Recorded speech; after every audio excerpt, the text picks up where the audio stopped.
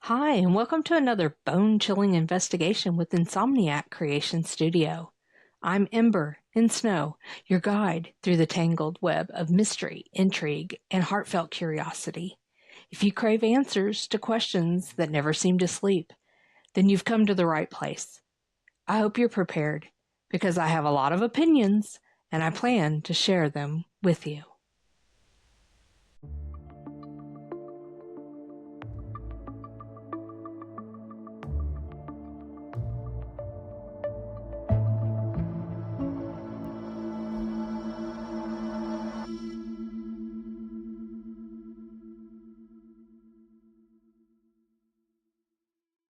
Hi, and welcome back, Insomniacs. I'm Ember, and I've returned for episode 2 of the Olivia Janie Ward coverage. It is a little after midnight, and I can't help but sit here and think about all the people involved in this case, and I ask, why hasn't any of them come forward with the truth? What is holding them back? This week, I lost a friend that I've known since high school. He laid his life on the line to save another. He died in the water main break in Branson while saving another man. People ask healthcare workers all the time, what was the worst thing that you've ever seen? Please don't do this. We see a lot that we can't and won't talk about. We cry over things that you will never understand. I don't talk about it much because I thought I had healed, but when working in the ER many moons ago, some kids had come in to get checked out after a near drowning. One had saved his friend from drowning by pushing him onto a dock at the cost of his own life. I had PTSD today still over this because the kid that saved the other kid's life didn't make it, and I had to go home that day and tell my oldest son that even though one of his best friends was a hero, he also died. I held my child tight as he trembled and wept. This haunts me still. Before anyone comes at me about a HIPAA violation or something like that, it was a case that was public and it was written about before I ever told my son. Now, fast forward to today, hearing of Jake's story about him saving the other man when the water main broke and it sucked them both in, and him not making it brings back that wound in my heart. So hold your babies close, disturb your friends often, make it weird. Tell them that you love them while they're still with us.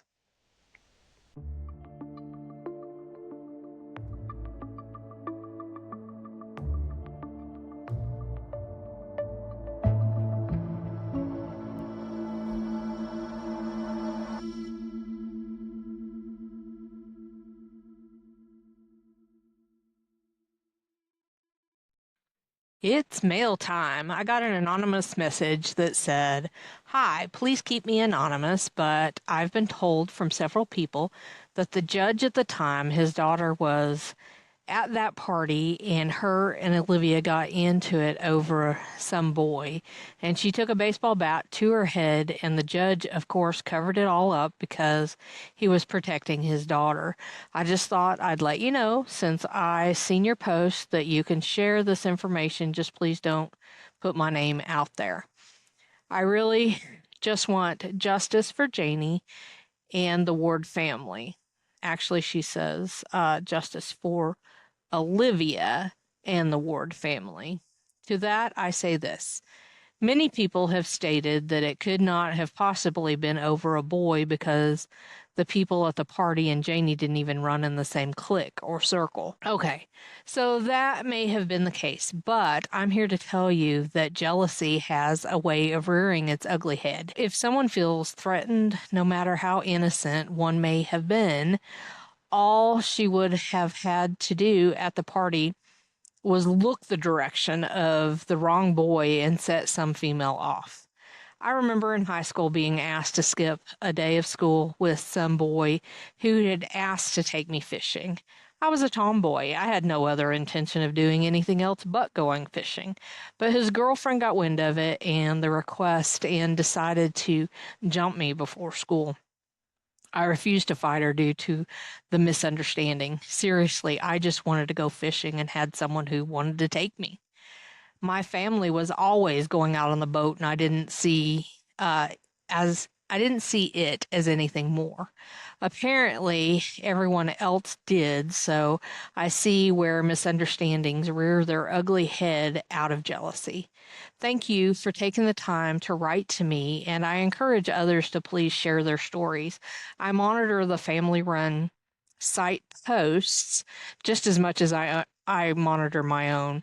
Send me a private messenger message or post to my Facebook profile or page. The profile and page are both public. On the family run Facebook page, What Happened to Olivia Janie Ward, I had posted an announcement about season 1, episode 1 being posted, and all the comments seemed positive except for one commenter, and I can sympathize with her.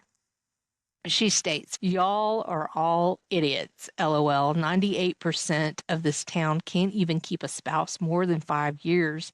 Yet y'all think 30-ish people have kept a secret for 30 plus years. Lord, I wish I could block this nonsense from my feed.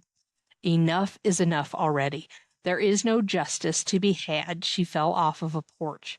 Her hand slipped while hanging on to the post on the porch. Unfortunately, it ended horrifically. I keep her memory alive by remembering the person that she was, how she and I gave Miss Adams heck in typing class, or hanging out at the pool hall occasionally, or the picture in the back of the yearbook annual with all of us. False accusations is no way to keep her memory alive. Thank you, Commodore, for sharing with us your memories of Janie. These are the things that we want to hear. Share those yearbook pictures. We want people to see her as a living, breathing person. And for a second, put aside that she had died tragically. These are the conversations that we need to be having. Who knows what memories may spark? Who knows what clues about that night suddenly come to someone who hasn't spoken about that night in 36 years? Talk to me. In Janie's case, I wish someone would come forward and speak up to be that hero to provide closure and justice for Janie. The one witness that did speak up in Janie's case was years later and not held as credible because of her lifestyle and the fact that she changed her story. We may never know which is correct. Many people covering the case have received death threats from what I'm being told. If it was just a fall, then where the heck are these death threats coming from and why? What would be the point? That's a shame that the witness couldn't have been taken more seriously as to provide compelling, tangible evidence. If such a thing was witnessed today, everyone would have had their cell phones out if there was a fight. We would have recorded everything and had proof. In Janie's case, she didn't have close friends at the party to stand up for her if the alleged fight did happen. We would need to have the alleged bat and find Janie's DNA and the DNA of the suspect on it, which is highly unlikely 36 years later. We would have caller ID and ringback features to see who was calling in those death threats. Back then, the cabin had a party line. I remember having a party line as a child. We would pick up the phone and listen to the neighbors' conversations. Sometimes they would hear us click on and off the line. And if we needed to use it urgently, we either said so or we clicked it multiple times to let the neighbors know that we needed to make a call and they needed to wrap up their conversation. This is supposedly the type of line that was in the cabin that someone picked up and allegedly heard someone say the cops were coming to break up the party. Back to the case files. I'm going to skip pages 10 to 49 for the moment, and I'm going to cover pages 50, 51, and 52, which are the dispatch report and ambulance run sheets that were temporarily misfiled and was suspected to have been stolen during the break-in at the ambulance service. Was the ambulance service broken into and the report stolen and rewritten and placed back where it could be found, or was it just truly misfiled to begin with? Things to think about. We will circle back to the skipped pages after that. I have included the dispatch and ambulance pages on my profile on Facebook. Page 50 has ambulance service statement at the top for the Searcy County Ambulance out of Marshall, Arkansas, and says dispatch report. The dispatcher name says Self, L. Childers, date 9/9 of 89, and the time was 8:32. The patient's name had Janie, Janie, spelled correctly, but then it was crossed out and respelled as Jammie Ward, which we know that's incorrect. The address is listed as Cannon, Cannan, and the callback phone number was not filled in. Then it gives the dispatch number listed as 00122. The original dispatch number on the dispatch report was listed as 00121, and then looks like it was written over, and then a 2 was put over the top of the final one. Under directions, it stated notified by Carla Brightwell across the street from A5 base in the bank parking lot. Carla Brightwell walked up to the ambulance base, so they did not need to fill in her number for a callback. The ambulance status 10 codes are listed next to the lines, and it looks like the ambulance times were corrected in this area also. Originally, the 1019 status listed the time as 7:32, and it was changed to 8:32.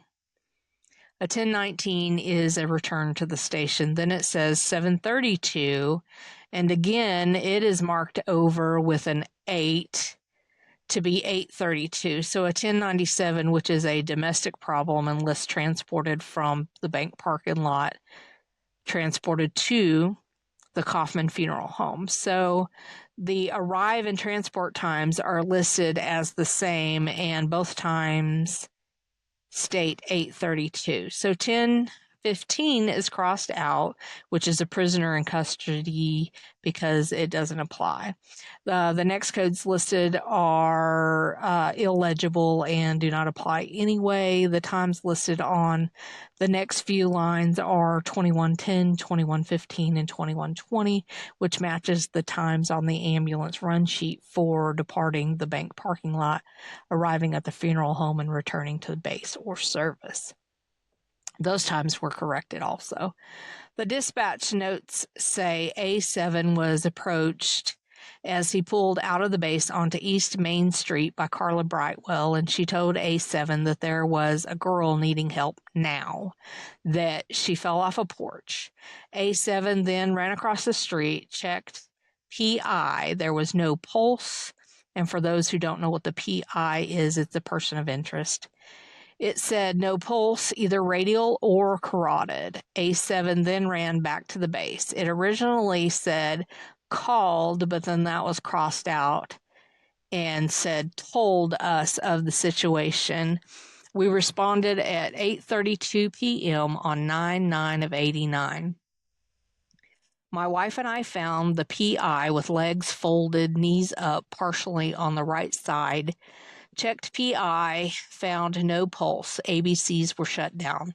Let's take a moment for a little more education. In the EMT school, the ABCs refer to the foundational assessment of the patient's airway, which is A, B is breathing, and C is circulation, which are addressed in that order to identify any life-threatening problems.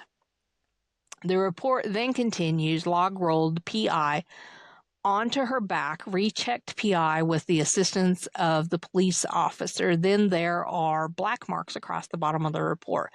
So I try to make out the words as best as I can, and there may have been more to that sentence, but it's all messed up. It is not visible as to whether it says positive or negative, for the next line continues with obvious marks or bruises.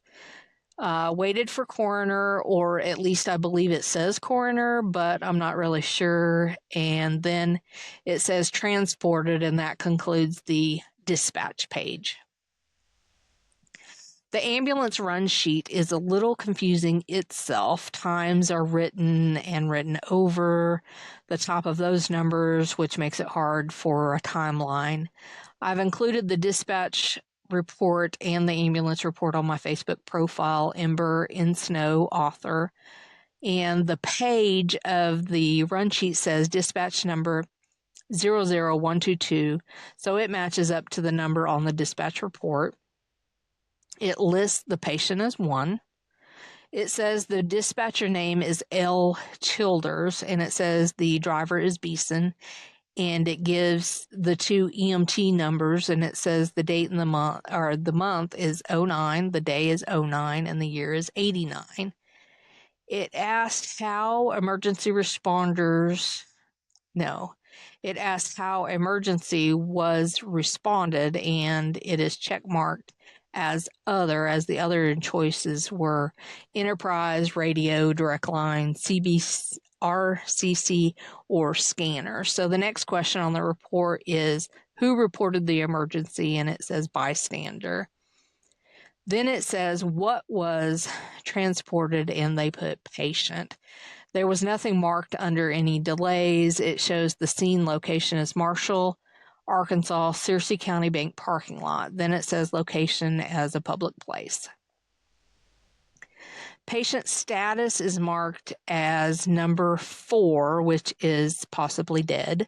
And they check mark off under signals number 4, which is a DOA, which stands for dead on arrival. And then under destination, where they're talking about the patient, they put Kaufman Funeral Home.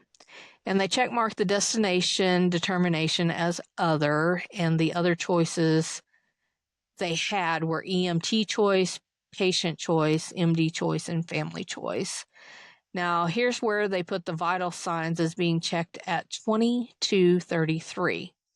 I'm going to assume they checked them way before this, what this report says, that they arrived at their location at 20:33. So surely they didn't wait 2 hours to check her vitals.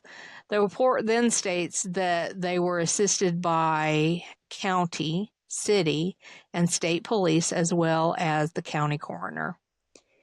In the billing section, they listed Janie's name and age, but they also listed that there was an $80 charge for the ambulance itself, but no charge for mileage, oxygen, or first aid supplies, or waiting time. So the total due was $80. It does not look like this was signed by anyone that says authorization to pay the insurance benefits.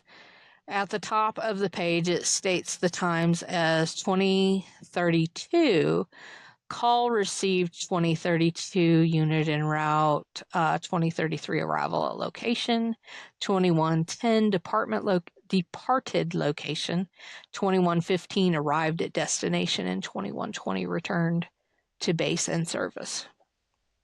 All of these times were corrected. They were originally listed as what looks like starting with 2232 call received and 2310 departed location. I'm not sure if there is any significance in these times being corrected. Page 2 of the ambulance run sheet doesn't have anything filled in for any care that was given, and there is a narrative filled in, and it has different handwriting than the first side, the first page, but it says John Childers was leaving base, was called to the bank parking lot. So is there an L Childers on dispatch and a John Childers on the ambulance, or was the person with the different handwriting confused? None of these reports are signed, and from my many years of reading these, I know there's always a finalized typed up report provided to the hospital after transportation.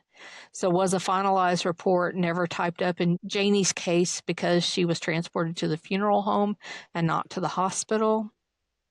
Even still, no one signed these reports, and the reports are considered temporary until the finalized reports are received.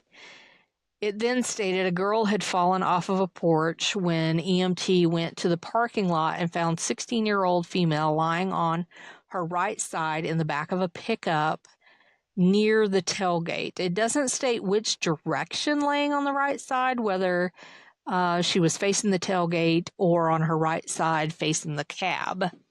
Then states unable to get the carotid pulse, zero respirations, was log rolled to back, and it looks like it says on a unit, pupils fixed and dilated, no fluid or blood noted in the ears or nose, foamy saliva noted on the right side of the mouth, head palpated, no injuries. Looks like it originally said eye injuries, but it was then crossed out. Either that or it originally was going to say wound injuries, but was written wrong and crossed out. So it says no injuries or abnormalities found in the C-spine. Checked.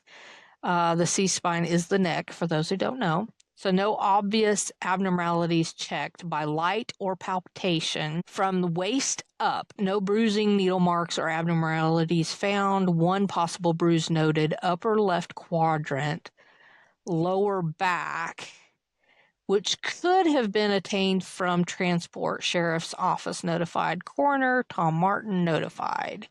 After initial investigation, body was transported via ambulance to Kaufman Funeral Home, and there was a small area of pinpoint possible dots, discolored bite areas on the lower outer area of the back. CPR was not initiated due to discoloration of the side of the face and hands. When asked when arrived on scene how long she had been down, and the bystanders stated 20 to 25 minutes, and that concludes the run report for that night. If you have a case file that you would like to share with me about a case that you want covered, you can send the information to my Facebook profile, Ember Ensnow, or Messenger. U.S. only, and the information must be a case file obtained through the Freedom of Information Act. I will review it and see if there's enough information and speculation to share. Be sure to send me a friend request, like, follow, and comment on my posts. Please share where it is allowed, and any stars sent on Facebook or Spotify are most appreciated. Be safe, and even if you can't be safe, at least wear clean underwear. Your emergency responders will be thankful.